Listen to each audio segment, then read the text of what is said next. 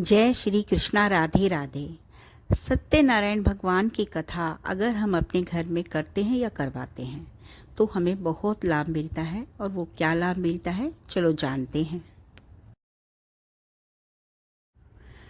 हर कोई अपनी ज़िंदगी में एक अच्छी लाइफ चाहता है। हमारे घर में हर चीज़ होनी चाहिए, सुख भी होना चाहिए, समृद्धि भी होनी चाहिए और बहुत ही कामनाएं होती हैं लोगों की अपनी अलग अलग। तो इन सब चीज़ों का जो भी है, हमारे घर के अंदर जो नकारात्मक चीज़ें होती हैं तो वो जल्दी पूरी नहीं होने देती हैं। और अपने घर के अंदर हम सकारात्मक ऊर्जा को कैसे लेकर आएं, तो ये सत्यनारायण भगवान की हम कथा करते हैं हर पूर्णिमा को, अपने घर के अंदर कथा करवाते हैं पूरी नियम और विधि के अनुसार, तो ये सारी चीज़ें हमें मिलने की पूरी पूरी संभावना बनी रहती है। और हमारे घर में सुख समृद्धि की कोई कमी नहीं रहेगी अगर हम नियम से और पूरी श्रद्धा के साथ सत्यनारायण भगवान की कथा करते हैं या करवाते हैं। सत्यनारायण भगवान की कथा करने से पहले इन चीज़ों का अवश्य ध्यान रखें। आप सुबह जल्दी उठकर नहा लें अच्छे से और अपने घर को पूरी तरह से एक साफ कर लें। इसके अंदर ये ना हो कि आपने घर साफ नहीं किया और आप पूजा करने बैठ गए हैं। इससे नकारात्मक जो शक्तियां हैं वो नहीं जा पाएंगी। घर को में जब हम अपने देवी देवताओं को बुला रहे हैं, आमंत्रित कर रहे हैं, तो वो तभी आएंगे जब आपका घर स्वच्छ होगा, साफ होगा। उसके बाद आप अपने रिश्तेदारों को, अपने आस पड़ोस जो भी लोग हैं उनको बुलाते हैं तो उनका उचित आदर सत्कार करें। उन्हें समय समय पर आप पूछते रहें कि उन्हें किस चाय के लिए, पानी के लिए, और उनको कभी भी आप ना कुछ अनुचित शब्द ऐसा ना बोले कि उनको दुख हो। वो कथा सुनने आए हैं या सत्यनारायण भगवान की पूजा में आए हैं, उनका आप सम्मान करें, उन्हें आदर से बिठाएं, क्योंकि ये कहा गया है अतिथि देवो भव।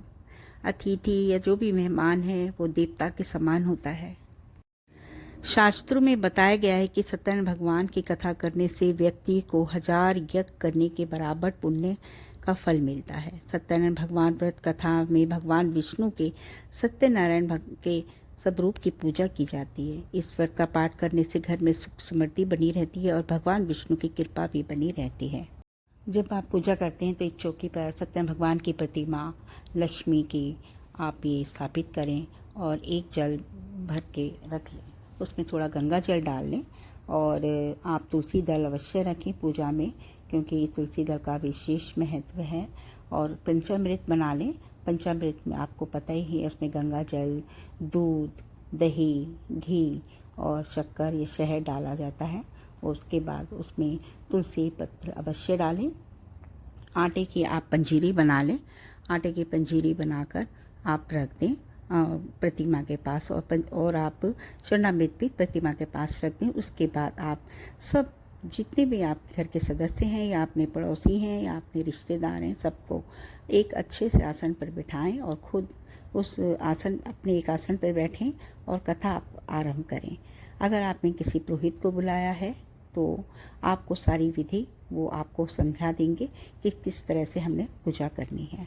तो इस तरह से पूरा विधि विधान के साथ अगर आप ये सत्यनारायण भगवान का व्रत की कथा करते हैं या किसी सुनते हैं या सुनाते हैं तो इसके अच्छे फल की प्राप्ति होती है और भगवान विष्णु की कृपा आपके घर पर सदा सदा के लिए बनी रहती है। इस पूजा में केले के पत्ते और केले के फल अवश्य रखें।